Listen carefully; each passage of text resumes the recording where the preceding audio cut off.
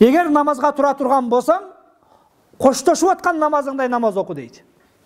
2 рекет оқып алың, эми өлөс, бар сізді көмөбүз десе, қант намаз оқисыз? Врач айтты да, бір 15 мындан кейін өлет екенсіз, 2 рекет намаз оқып алың десе, қант оқисыз намазды, мисал үшін?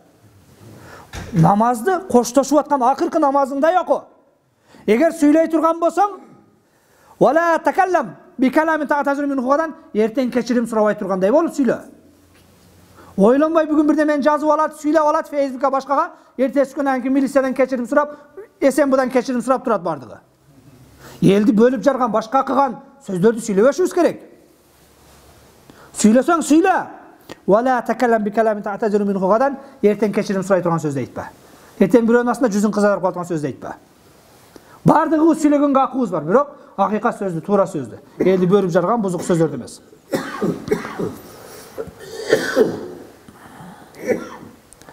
Пайғамбар саллаллаху алейхи ва саллям айтады: «Узкурул маута фи салатик». Намазда өлімді есте. Фа инна ар-раджул иза закарал маута фи салатихи лахарiyun an yuhsina salatihi. Анткени намазда өлімді естеген адам намазын татықтырақ, жақшырақ оқиды дейді. Намаз учурунда өлімді естеген адам намазын жақшырақ оқиды дейді. وصلي صلاة رجل لا يظن أنه يصلي صلاة غيره. Башқа намаз оқи албай қалам ғой деген адамдың намазын оқы дейді. Эми ушул акыркы болса керек, башқа мүмкүнчүлүк болбой калат. Коштошуп атам деген адамдың намазындай кылып намаз оқы дейді. Урматтуу жамаат, жараткан Аллах Таала мээримдүү, ырайымдуу зат, күнөө кылбаган, кыйшык баспаган ким? Biz alsız pendelerimiz. Biz günahkar pendelerimiz. Даже пайғамбар хадисте айтады, егер силер күнөө кылбай койгонуңарда, Аллах Таала силерди жок кылып, ордуңарга башка коом жаратат эле, алар күнөө кылып кечирим сураса, Аллах кечирет эле дейт. Күнөө кылбай койгон өзү бул не? Мүмкүн эмес. Күнөө кылгандан кийин бүгүнгүдөй монтип мечит толтуруп тооба кайткандан кийин эң жакшысы ушул. Пайгамбар саллаллаху алейхи ва саллям айтат: "Куллу бани адама хаттаун", адам баласынын бардыгы ката кылуучу, "Ва хайрул хаттаин ат-тавабун", бирок ката кылуучулардын эң жакшысы тообасына кайткандар дейт.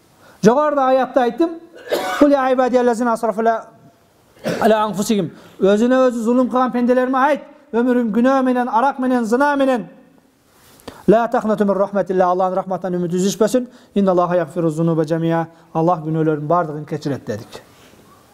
At-taibu minaz-zanbi kemen la zanbe lahu.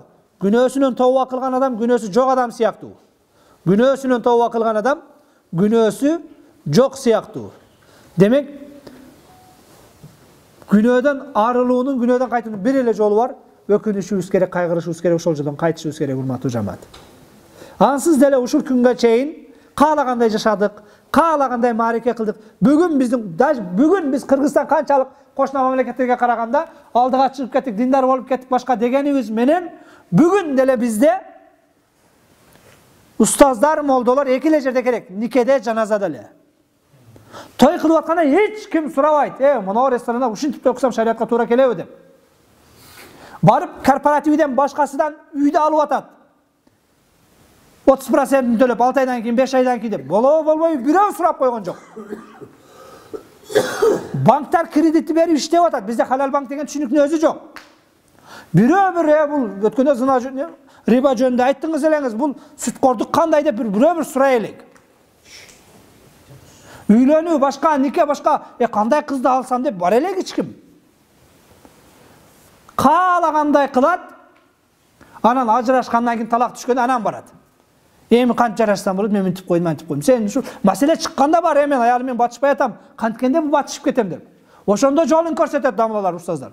Ошондо динде жолу бар. Талакты берип алып, анан барат. Кантип жарашсам болот депчи. Эми бүт эки экөөнү башка жакка түшүшүң эле керек. Уже после бүт күгүзү бүтүп барат да. Сен түтөгөндө барсаң суу чачып өчүрүп калабыз. Күгүзүп, күнү асманга сапырылгандан кийин барат. Кантип кайра ошол үйдү куруп сактап калабыз депчи. Күйүп жок болгондо кантип сакталат? Оозга эмес, башка эмес бардыгы бүгүн. Демек мына ошол үйлөнөм деген үйлөнөмдүн илимин, үй алам деген ошол не, банктын башканын илимин, ошол адал арам маселесин сурап дамыладан тактап алыш керек. Кудайыма шүгүр, бүгүн бизде ошол эл сураган суроолорго жооп бере турган имамдар ар бир мечитте бар. Kokус o imamların bilbey kasa başkası, oşal imamda жооп бере турган имамдардын номерлери бар. Өзү билбей каса başkası sen. Бардык эле имамдарыбыз илимдүү эмес болушу мүмкүн. Бирок ошо дамылага кайрылсаңыз, дамыла ушул сурооду кийинки жумага мага билип бериң десеңиз, бир жуманын ичинде Әбү Шүкүр ажыга байланышып, максат дамылага байланышып таап берет. Кудайыма шүкүр буган аламда ушул заманы ар бир дамыланын телефону бардыгыбызда бар. Кимисиник керек болсо ошондон сурап беребиз. Бу дамыланын жообуңа жакпады десең, андан наркы дамыланын сурап беребиз. Бардык эле Алланын динин айтат. Кудай бир, пайгамбар бир, шарият бир, жооп эки башка чыкпаш керек. Акыйкат бирөө, дин бирөө, Кудай бирөө.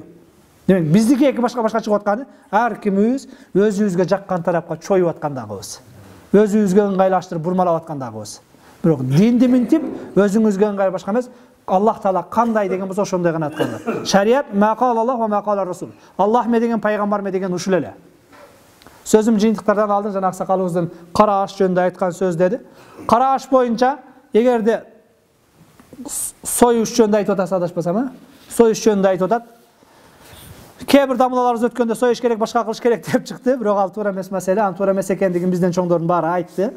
Анан сойбош керек экендигини бүгүн Кудайыма шүгүр мына болуп турган мектепке кире элек балдардан башканын баарын билесиңер. Просто мен өзүмдөн да окуңуздар келип атат. Муну Чубак ажы канча айт, интернет Чубак ажынын видеолору башкалары жүрөт. Ошол кара ашта жеген жетимдин малын, нопазын, жылкысын сойдуруп, папандыктар жылкы соесуңар. Жылкысын сойдуруп жегенден көрө ошол тозоктун отун же башка деп Чубак ажын караганынан бери билесиңер. Бул болбогон нерсе. Бирок илля качан болот? Болот эгер ошол өлгөн адамдын, силердин айылыңарда бирөө өлдү. Дамылан жакын өттү демен, дамыла мен ака-акамын деп келип, мен союп берип койсом өтөт. Айшенеме сооп болсун деп. Ошол 3 күндүн ичинде, дамыла менен ака-акалем дос элем деп туруп. Ал эми дамыла өзү сой, башка же ошол өткөн адамдын жылкысынан коросун алып чыгып сойгондо, ал ошо үйүндө калган балдардын акысы болот дагы, бирөөнүн акысын сурабастан алып чыгып союп жеп койгон болобуз. Анан жана кошунага ушундай да кереги тиет. Ошол кокус дамылан жакын өтсө, мен келем оштон, дагы башка бирөө келет, ошолор келгенде ошол кошуналар ошондо мана дамылалың башкасын көрсөтсүңүз. Ошондо урматсызыңыздарды көрсөтсүңүз. Күч келе дамыла дей бербестен, дамылаан үйдө жаназа болду. Дамыла эч беле көңүлгө сыйбайт. Тамак кылыш, мал союш ойда жок, кайгырып отурат. Мен үйүмө келиңиз деп, сиз чекеде секин чайга тартып башка кылып жөнөтүп беришиңиз керек. Ушул нерсени үйрөнүш. Ушуну кубайт. Жөн малда жардам берсең бирөө бербейт, бирок өлүп калыптыр десең, коело барып көмүп коелу деп сойгонго баары барат да. Бирөө өлгөндө кабырга шашышыбыз керек. Агылга эмес, кирип жана сарайга кирип тай тутуп чыкканга эмес, барып тиякта лапатка калмашыбыз керек. Тилекке каршы мына айтып эле атат, бардык эле мен эле эмес, бардык эле молдолор айтат, бирок кылбай атабыз. Кылбай атканын себеби бир эле ошол нафси. Эми эл үчүн башка, эл сүйлөйт башка дей турган болсоң, эл канча сүйлөсүн, жогоруда айттым, кабырга жалгыз кирет экес. Эртең ал кокус ошол өлгөн адамдын жаш балдары боло турган болсо, жаш балдар дегенде балагатка жете электер. Түшүнүңүздөрбү? Жашыраак бирөө өлүп калды, балагатка жете элек, балдары 12 жаштан пас балдары боло турган болсо, ошол үйдөн союлунган жылкынын эти, нопаздын эти, башканын эти бардыгы арам. Арам, арак ичкенде, чочконун этин жегенде зына кандай эле болосуңар. Мына ашыкча керек эместир,